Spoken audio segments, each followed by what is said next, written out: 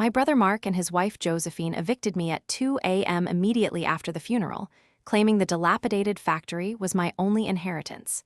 They smirked as I left.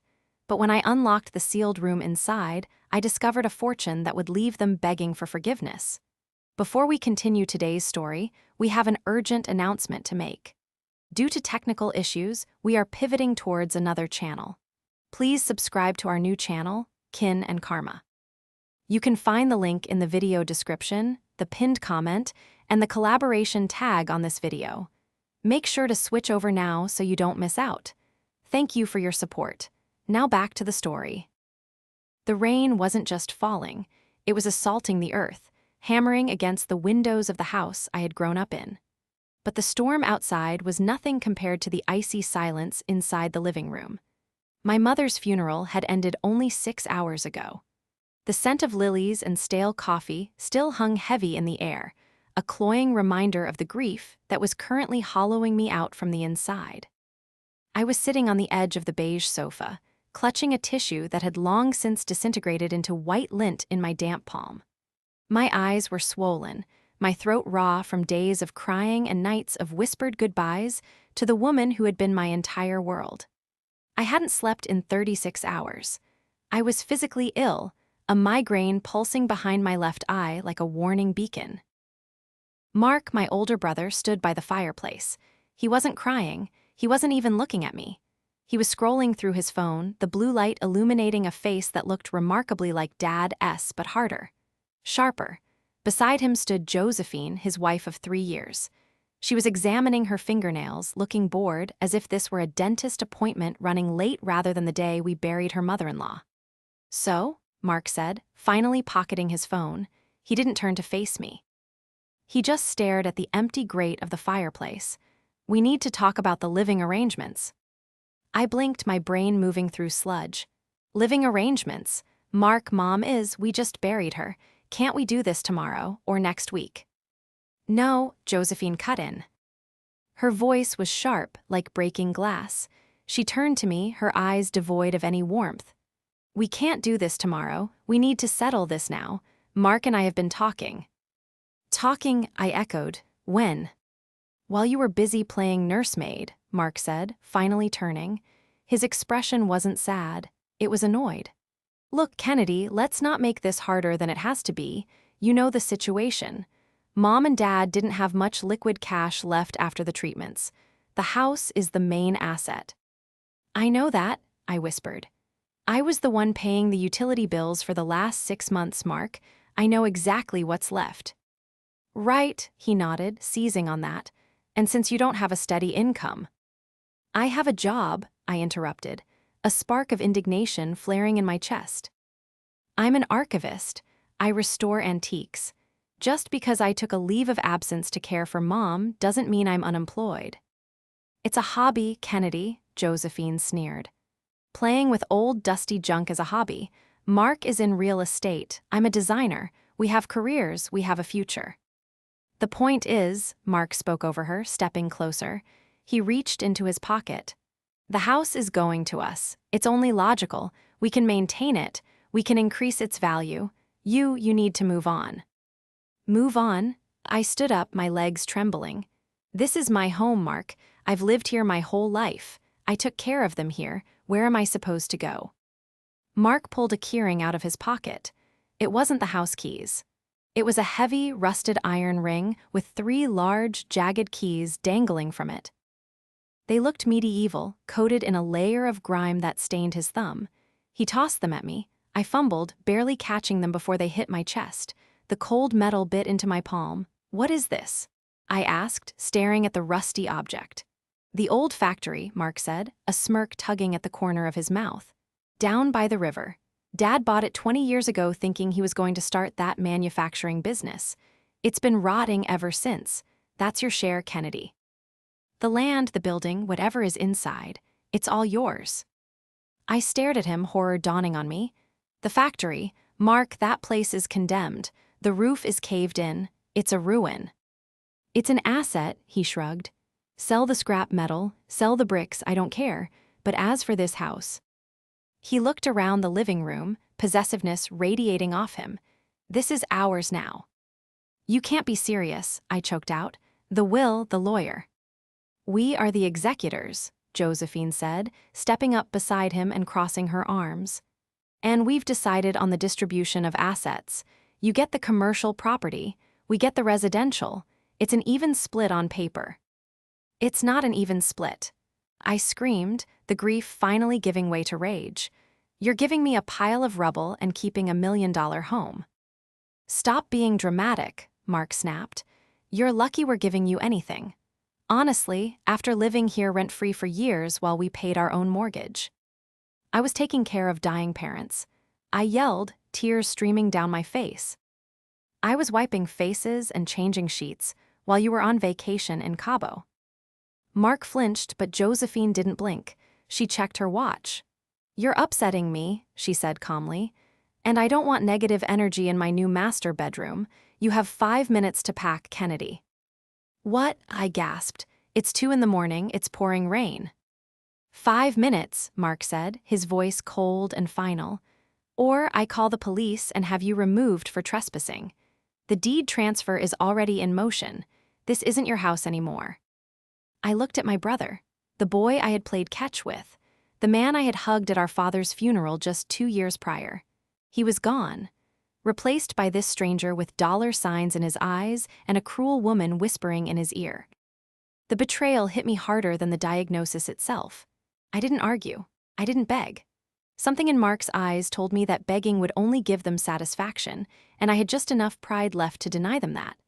I ran up the stairs, my breath coming in ragged gasps. I grabbed 2 duffel bags from my closet and began shoving things in indiscriminately. Clothes, my laptop, the small wooden box with my jewelry, a framed photo of Mom and Dad from their 40th anniversary. My hands were shaking so bad I could barely work the zippers. 5 minutes. I could hear them downstairs, murmuring. I heard Josephine laugh, a light, tinkling sound that made my stomach churn. They were probably already discussing paint colors. They were erasing me before I was even gone. I didn't take everything. I couldn't. I left my books, my furniture, the life I had built in that room for 26 years. I threw on a heavy coat, grabbed the bags, and marched back down the stairs. Mark was waiting by the door, holding it open. The rain lashed against the porch, a gray curtain of misery. Good luck with the factory, he said as I stepped past him. Maybe you can find some rats to train. You're making a mistake, Mark, I said, my voice surprisingly steady given the storm raging inside me. Mom and Dad would never have wanted this. Mom and Dad are dead, he said flatly, and they left me in charge. He slammed the door in my face. The sound echoed like a gunshot. I stood on the porch for a moment, the freezing rain instantly soaking my hair. I heard the lock click, then the deadbolt, then the chain. I dragged my bags to my car, a 10-year-old sedan that had seen better days. I threw them in the back seat and climbed into the driver's side, shivering uncontrollably. I started the engine and cranked the heat, but the cold had settled deep in my bones. Where could I go? I checked my phone. 2:15 a.m. I couldn't go to a hotel. I had emptied my savings account to pay for Mom's hospice care because Mark had claimed his assets were tied up. I had exactly $40 in my wallet and half a tank of gas. I thought about calling Allison. She was my best friend, the sister I never had. But she lived an hour away, and she had an early shift at the hospital tomorrow. I couldn't wake her up with this. Not yet. My eyes fell on the passenger seat. The rusty keys Mark had thrown at me were sitting there, staining the upholstery. The factory. It was about 5 miles away in the old industrial district that had been abandoned since the 90s. It was a terrible idea. It was dangerous. But it was a roof. And technically, according to my brother, it was mine. I put the car in gear and drove. The roads were empty, the streetlights reflecting on the wet asphalt like streaks of blood. I felt a strange numbness taking over, a survival instinct kicking in. When I arrived at the factory gates, my headlights cut through the gloom to reveal a scene from a horror movie. The chain-link fence was torn open. The main building was a hulking shadow of brick and broken glass. Weeds grew waist-high through the cracks in the concrete. I drove through the gap in the fence and parked near the main entrance. I grabbed a flashlight from my glove box and the rusty keys. Stepping out of the car, I was immediately soaked again. I ran to the heavy metal doors. They were welded shut with rust. Panic flared in my chest. If I couldn't get in, I was sleeping in my car. I moved around the side of the building, checking the smaller doors. Locked, boarded up. Then I remembered something, a memory from when I was 6 years old. Dad had brought me here once. He had told me, "Kennedy, the front door is for show. The real work happens around the back." I stumbled through the mud to the rear of the building. There, hidden behind a tangle of overgrown ivy, was a smaller steel door. It looked solid, impenetrable. I held up the keyring. One of the keys was smaller, with a strange, triangular head. I cleared the ivy away and found the keyhole. I inserted the key. It wouldn't turn. "Please," I whispered, tears mixing with the rain on my face. "Please." I used both hands, twisting with all my strength. With a loud crack that sounded like a bone breaking, the mechanism gave way. I pushed the door open and stumbled inside, the smell of oil, dust, and old metal hitting me instantly. I was in. I swept my flashlight around. It was a loading bay, empty except for some rotting pallets and piles of debris. The roof leaked in several places, water dripping rhythmically onto the concrete. I found a dry corner in an office room that still had a door. I curled up on the floor, using my coat as a blanket. It was the lowest point of my life. Evicted, orphaned, and sleeping on the floor of a ruin.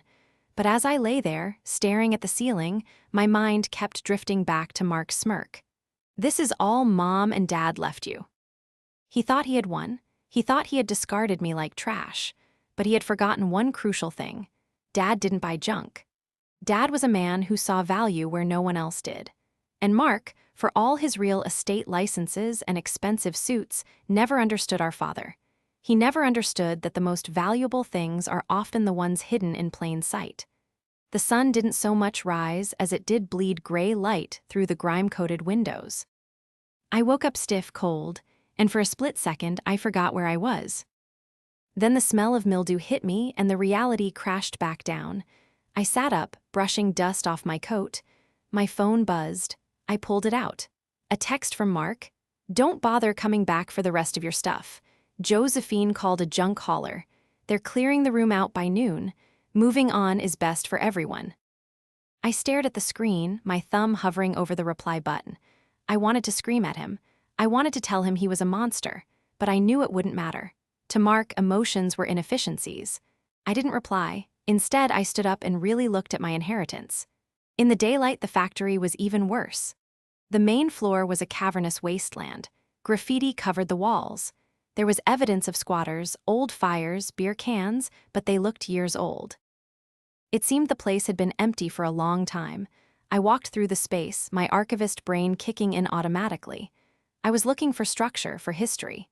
Dad had bought this place 20 years ago. Why? He was a mechanic by trade, a genius with engines, but he had retired early due to his heart condition. Why buy a massive, crumbling factory? I reached the far end of the main hall. There was a ramp leading down to a basement level. It was pitch black down there. I turned my flashlight back on and descended. The air grew cooler, drier. The smell changed. The mildew faded, replaced by the scent of grease, high-octane fuel, rubber. At the bottom of the ramp, I hit a wall. Literally. A massive, floor-to-ceiling steel partition blocked the entire basement. It wasn't part of the original building. The welding was clean, modern. It looked like a bank vault door had been installed in the middle of this ruin. In the center of the door was a heavy lock mechanism and a keypad. I frowned. Mark hadn't given me a code. He had just given me keys. I looked at the keyring again, the third key. It was thick, silver, and looked more like a safe deposit box key than a door key. I tried the key in the lock. It fit perfectly. I turned it. Click. A green light flickered on the keypad, but the door didn't open. The keypad required a code. I leaned my forehead against the cold steel. A code? Of course. Dad loved puzzles. "Think Kennedy," I muttered. "Think." Dad used the same numbers for everything. His anniversary? No, too obvious. My birthday. Mark's birthday? No, I remembered the last time I saw him lucid before the morphine took over. He had grabbed my hand, his grip surprisingly strong. "Kennedy," he had rasped. "The project, it's finished. 1969, don't forget."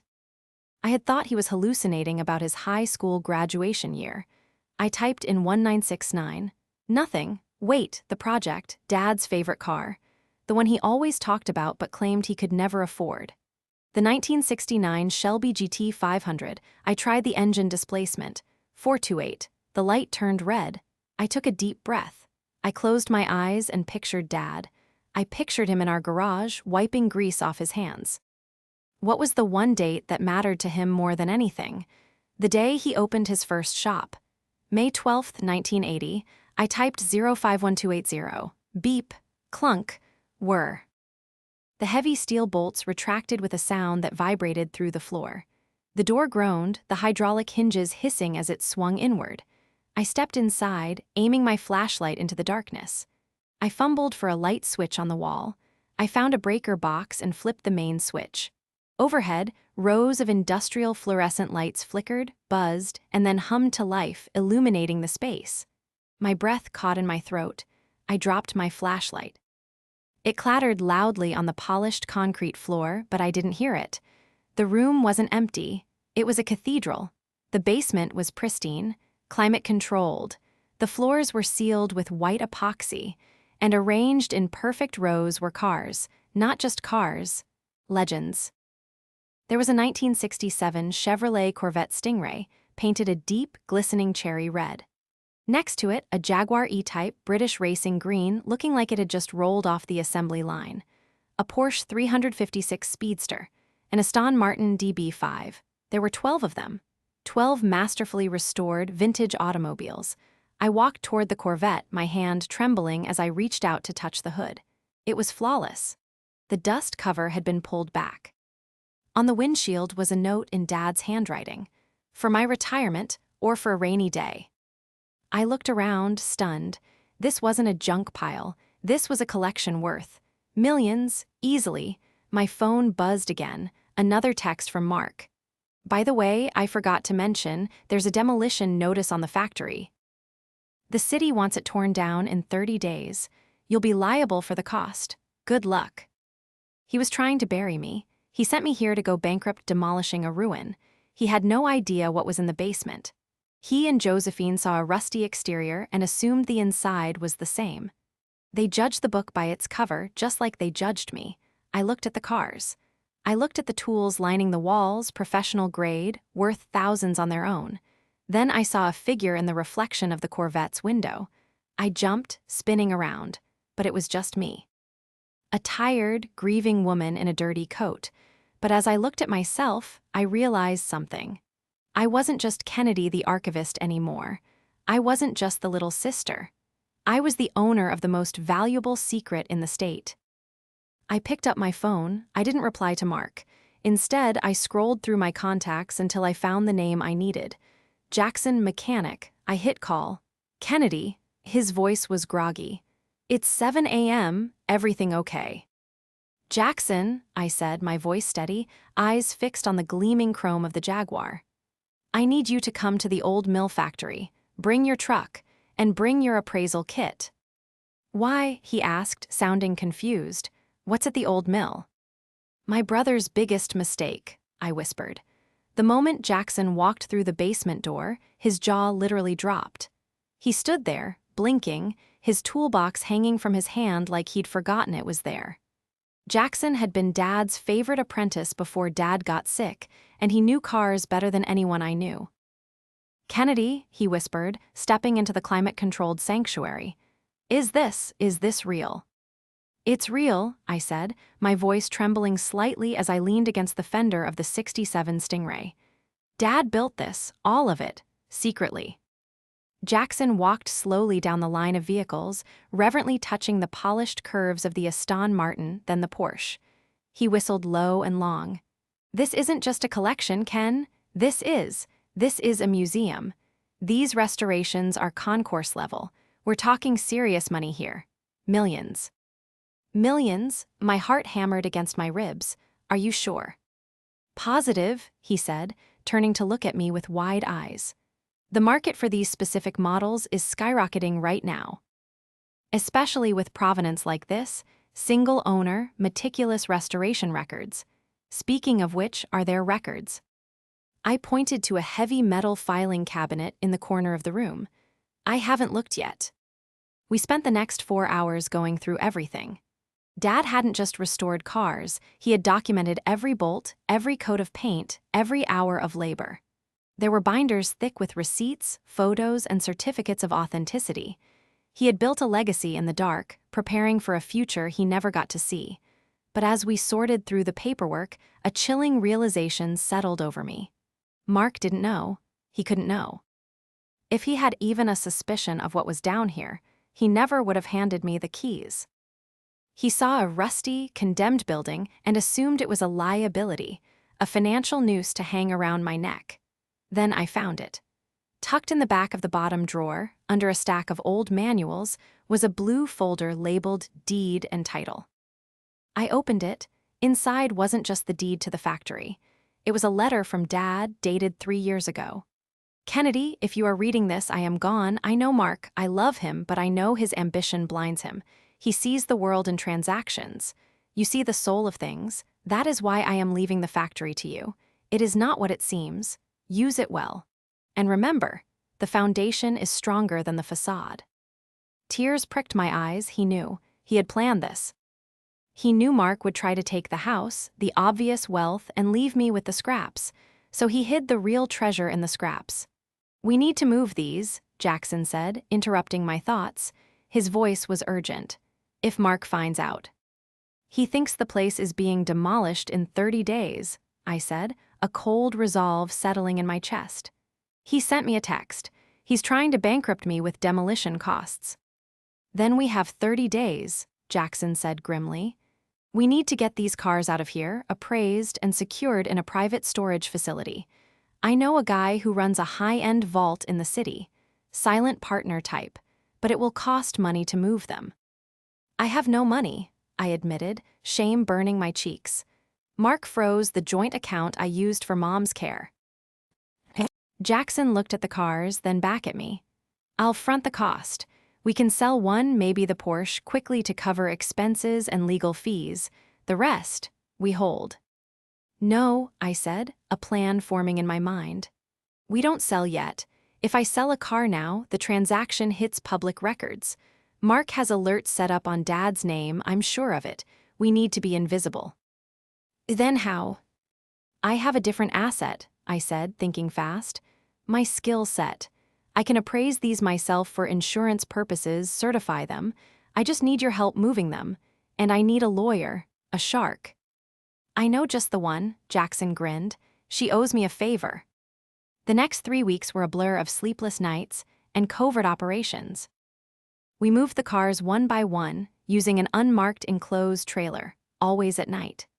Jackson's friend, a tough-as-nails attorney named Sarah, took my case on contingency once she saw the inventory list. She filed immediate injunctions to halt the demolition order Mark had helpfully arranged, citing historical preservation reviews for the factory structure itself.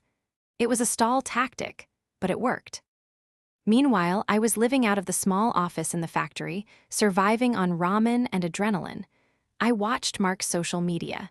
He and Josephine were already renovating the house. They posted photos of demo day, swinging sledgehammers into the walls of my childhood bedroom. Out with the old, in with the luxe. Josephine captioned one photo. They were erasing us. But they had forgotten one crucial detail. In their haste to kick me out, Mark had signed the transfer deed for the factory over to me immediately. It was legally, irrevocably mine, and everything inside it was mine. I was ready. The first confrontation happened at the reading of the formal will. It was a formality, really, since Mark had already seized the assets, but Sarah insisted we attend. It was held at the family lawyer's office, a stuffy room smelling of mahogany and old money. Mark and Josephine walked in looking like they owned the place. Mark wore a new Italian suit. Josephine was dripping in what looked like new jewelry. They stopped dead when they saw me. I wasn't wearing my dirty coat. I was wearing a sharp black blazer I'd retrieved from storage, my hair pulled back in a severe bun. Next to me sat Sarah, looking like a predator in a pinstripe suit. What is she doing here? Josephine hissed, clutching her designer bag. We already settled this. We're here for the reading, Sarah said smoothly. Please sit. Mark sat down, looking annoyed but confident. Look, Kennedy, if you're here to beg for money for the demolition, the answer is no. You wanted the factory, you got the factory. I don't need money for demolition, Mark, I said calmly. I'm actually here to thank you. Thank me, he laughed, a short barking sound. For what, the pile of rust? For the inheritance, I said, sliding a thick document across the table. And to clarify ownership. Mark picked up the document. It was a certified appraisal summary for the contents of the factory basement. What is this? He squinted at the first page. 1967 Chevrolet Corvette, 1965 Shelby Cobra. What is this nonsense? That, I said, leaning forward, is the inventory of the property you so generously deeded to me. Dad's retirement fund, stored in the sealed basement of the factory. Mark went pale.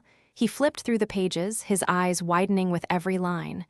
Value, estimated at $24 million, $31 million. He choked. This is impossible.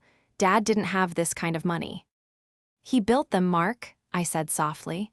He restored them, over 20 years, while you were too busy building your empire to visit him. Josephine snatched the paper from his hands. Her eyes scanned the total value at the bottom of the last page. Total estimated value, $14, $5 million. Her face turned a shade of red I'd never seen before. You little thief, she shrieked. You knew you stole these. I didn't steal anything, I said, my voice icy. Mark gave them to me. He handed me the keys. He signed the deed. It's all right here. I tapped the transfer papers on the table. All contents, fixtures, and structures located on the property. It was a mistake, Mark shouted, slamming his hand on the table. I didn't know they were there. It's fraud. You defrauded me. Fraud, Sarah interjected, her voice cutting through the noise like a knife. You were the executor, Mark. It was your legal duty to inventory the estate assets before distribution. You chose not to. You chose to expedite the transfer to remove your sister from the family home. That is negligence, perhaps, but certainly not fraud on her part. The transfer is legal and binding. I'll sue, Josephine yelled, standing up. We'll sue you for every penny. That money belongs to the family, to us. The family? I stood up too, meeting her gaze. You kicked the family out at 2 a.m. in the rain. You told me to rot in that factory. Well, I'm not rotting, Josephine, I'm thriving. Mark was breathing heavily, staring at the appraisal as if it were a bomb. Kennedy, he said, his voice dropping to a desperate wheedle. Come on, we're siblings. We can split this. 50-50, it's only fair. I have debts, Ken, the renovations, the market is soft. Debts? I raised an eyebrow. I thought you were the successful one, the one with the future. I leveraged the house, he admitted, sweat beading on his forehead. To pay for things, Josephine's design business, my new firm, we need the cash flow. That sounds like a you problem, I said, echoing his words from the funeral. I have a factory to manage and cars to sell. You won't see a dime, Josephine spat. We'll tie this up in court for years. Try it, Sarah said, smiling a shark smile. We have the deed, we have the will, and we have the keys. We walked out of the office, leaving them shouting at the lawyer. I felt a surge of triumph, but beneath it, a deep, aching sadness. My brother had just confirmed everything I feared. He didn't care about Dad's legacy. He only cared about the price tag. Mark and Josephine didn't give up. They launched a full-scale legal assault. They filed an emergency injunction claiming I had undue influence over Dad in his final days, implying I had manipulated him into hiding the assets. They froze the potential sale of the cars. They even tried to get a restraining order against me, claiming I had threatened them. It was ugly, but while they were fighting dirty, I was digging deeper. I spent my days at the factory, which I was now legally renovating into a proper restoration workshop, and my nights going through every scrap of paper Dad left behind. I needed more than just the deed. I needed proof of intent. And then I found the ledger. It wasn't in the filing cabinet.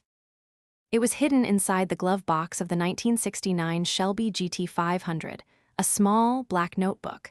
I opened it and began to read. It was a diary of sorts. Dad wrote about the cars, yes, but he also wrote about Mark. June 12th. Mark came by today, asked for money again, said his investments were temporary illiquid. I gave him $50,000. He didn't even say thank you, just complained about the taxes. August 4th. Mark asked if I had a will. He seemed angry when I said I wanted to leave the house to Kennedy because she has no one else. He said she wouldn't know what to do with it. He scares me sometimes. His greed is a hunger that cannot be filled. September 1st. I moved the Shelby to the factory tonight. Mark has been asking about the garage. He keeps looking around, calculating. I don't trust him with my life's work. He would sell it all for a quick buck. Kennedy, she understands preservation. I am sealing the room, only she will have the key. I sat in the driver's seat of the Shelby, tears streaming down my face. Dad had seen it all. He had been protecting me and his legacy from Mark for years. I took photos of the pages and sent them to Sarah. Is this enough? I texted. It's dynamite, she replied instantly. This proves testamentary intent. It proves he specifically hid the assets from Mark to give to you. It destroys their undue influence claim. In fact, it paints Mark as a predator. But Mark wasn't done. Desperate, he showed up at the factory one night. I was working late, polishing the chrome on the Aston Martin. The heavy steel doors were open to let in the night air. Kennedy. I spun around. Mark was standing in the doorway. He looked disheveled. His tie was loose, his eyes bloodshot. He smelled of scotch. Get out, Mark, I said, picking up a heavy wrench. You're trespassing. I just want to talk, he slurred, stepping into the light. You're ruining me, you know that. The lawsuit. The banks are calling. Josephine is. She's leaving me, Ken. She says if I don't get the money, she's gone. That sounds like she loves your wallet, not you, I said coldly. Don't you dare, he growled, stepping closer. You stole this from me. You manipulated Dad. You were always the little suck-up, sitting by his bed, poisoning him against me. I was caring for him. I shouted, my voice echoing in the cavernous room. I was feeding him. I was holding his hand while he cried because his son never visited. You weren't there, Mark. You were never there.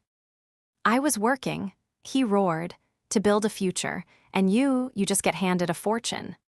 He lunged for the car. I'm taking what's mine. He grabbed the door handle of the Aston Martin. Don't touch it. I screamed. Jackson stepped out from the shadows of the back office, a tire iron in his hand. He looked terrifying. Step away from the vehicle, Mark, Jackson said, his voice low and dangerous. Mark froze. He looked at Jackson, then at me.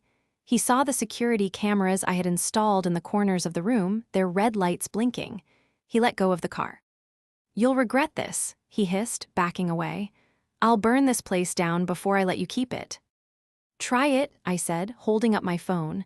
I'm streaming this live to the cloud, and to Sarah. Mark looked at the phone, his face twisting into a mask of pure hatred. Then he turned and stumbled out into the night. I was shaking. Jackson put a hand on my shoulder. He's desperate, Jackson said, and desperate men make mistakes. He's going to try something at the gala, I said, a realization hitting me. The annual Heritage Charity Gala was next week. It was the biggest social event of the year in our town. Dad had been a founding member. Mark was the current treasurer. It was where he planned to launch his new real estate firm. He's going to try to publicly discredit me, I said. He's going to claim I stole the inheritance to ruin my reputation before the court case. Then we beat him to it, Jackson said. We don't just win in court, we win in the court of public opinion. How? I looked at the line of gleaming cars. We make an entrance, I said, and we bring the truth with us. The annual Heritage Charity Gala was held at the historic Governor's Mansion, a sprawling estate that oozed old money and polite conversation. It was the kind of event Mark lived for, where a firm handshake and the right last name could secure a six-figure investment. I knew he was planning to use tonight to cement his status as the aggrieved heir, and secure backing for his failing firm, painting me as the manipulative sister who stole his birthright. He had no idea I was coming. I arrived late, just as the speeches were beginning, but I didn't arrive in my beat-up sedan. I pulled up to the valet stand in the 1967 Chevrolet Corvette Stingray, its cherry red paint gleaming under the portico lights like liquid rubies. The engine purred with a deep, throaty rumble that turned every head in the courtyard. Behind me, Jackson drove the Aston Martin DB5, looking every bit like James Bond in a tuxedo. Behind him, Allison drove the Porsche 356 Speedster. We formed a convoy of automotive perfection. The valet's eyes widened. "Miss, is that?" "Keep it close," I said, handing him the keys and a $100 bill. "I won't be staying long." I walked into the ballroom, wearing a vintage emerald silk gown I had restored myself. Heads turned. Whispers rippled through the crowd. "Is that Kennedy, the sister? Look at that dress, look at those cars outside." Mark was on stage at the podium, a microphone in his hand. He was mid-sentence talking about family legacy and the importance of community support during trying times. Josephine stood beside him, looking tense in a silver dress that cost more than my car. When they saw me walk in, Mark faltered. He stopped speaking. The room went silent. "Kennedy," he said into the microphone, his voice amplifying the shock. "What are you doing here?" "I'm here to support the Heritage Foundation, Mark," I said, my voice carrying clearly without a mic. Just like Dad would have wanted. "Security," Josephine hissed, stepping forward. "She wasn't invited. She's trespassing." Actually, a deep voice boomed from the side of the room. It was Mr. Henderson, the Foundation's president and Dad's oldest friend. "She is a platinum donor. The check cleared this morning." A murmur of shock went through the crowd. Platinum meant a donation of $50,000. Mark turned a sickly shade of gray. "Platinum? With what money? You stole that from the estate." "Stole?" I walked toward the stage, my heels clicking on the marble floor. "That's a strong word, Mark. Especially coming from the executor who tossed me the keys to a pile of rust and kicked me out at 2 a.m.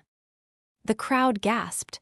Mark's meticulously crafted image of the grieving, burdened brother was cracking. It was a misunderstanding. Mark shouted, sweat beading on his forehead. "You manipulated Dad. You hid assets. Ladies and gentlemen, my sister is a fraud. She took advantage of a dying man." Did I reached into my clutch and pulled out a flash drive. I walked up to the AV technician at the side of the stage. "Play it." The technician, a young guy who looked terrified, hesitated. "Play it," Mr. Henderson ordered. The massive projection screen behind Mark flickered. A video began to play. It was time-stamped 3 weeks before Dad died.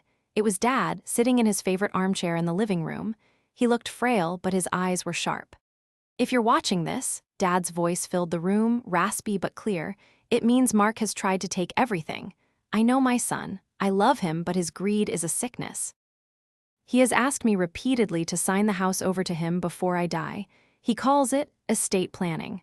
I call it theft." Mark froze. Josephine looked like she was going to faint. "Kennedy," Dad continued, looking directly into the camera, "you are the only one who ever cared about the work, not the money. The factory is yours. The cars are yours.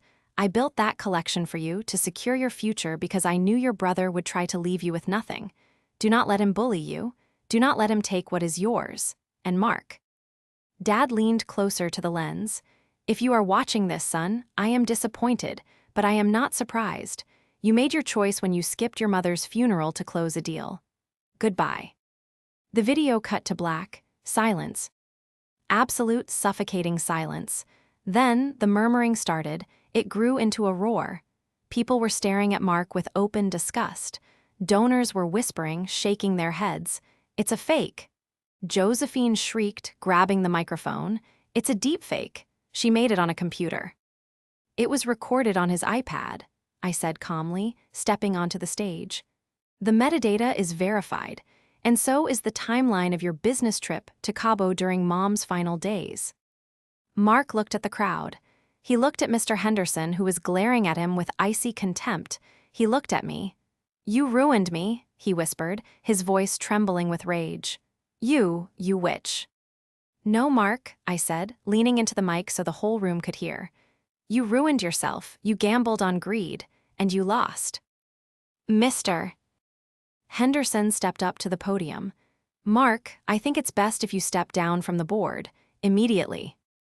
Mark stumbled back as if struck. Josephine tried to grab his arm, but he shook her off. He looked at the sea of judging faces, then turned and fled the stage, disappearing through the service exit. Josephine followed him, her heels clacking frantically as she tried to salvage whatever dignity she had left. I stood there, alone on the stage, the projection of Dad's face lingering in my mind. The applause started slowly, Mr. Henderson first, then grew until the whole room was clapping. It wasn't for me. It was for Dad, and for justice. The fallout was swift and brutal. Mark's reputation cratered overnight. The video went viral locally, and his investors pulled out one by one. His real estate firm declared bankruptcy within 3 months. The house, my childhood home, was foreclosed on. Josephine left him before the ink on the bankruptcy papers was dry. I heard she moved to the city, looking for a new opportunity. As for me, I didn't keep all the cars. I sold the Porsche and the Aston Martin at auction for a record-breaking sum. The proceeds paid for the best lawyers money could buy, cleared all the estate taxes, and funded the restoration of the factory. The remaining cars, they stayed. I turned the factory into the Miller Automotive Museum and Restoration Center. It became a haven for classic car enthusiasts, a place where history was preserved, not discarded. Jackson became my head mechanic. Allison took over marketing.